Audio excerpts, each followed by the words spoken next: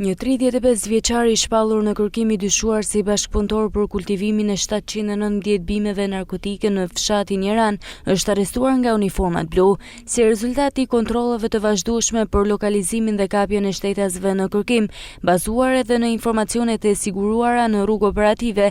Specialistët për hetimin e krimeve të Komisariatit të Policisë Malësie e Madhe në bashkëpunim me forcat e posaçme shqiponja kanë kapur dhe ndaluar shtetasin AH 35 vjeç banues në fshatin Aliej. Ky shtetas ishte shpallur në kërkim pasi gjykata e jurisdiksionit të përgjithshëm i kishte caktuar masën e sigurisë arrest në burg për veprën penale, kultivimi i bimeve narkotike.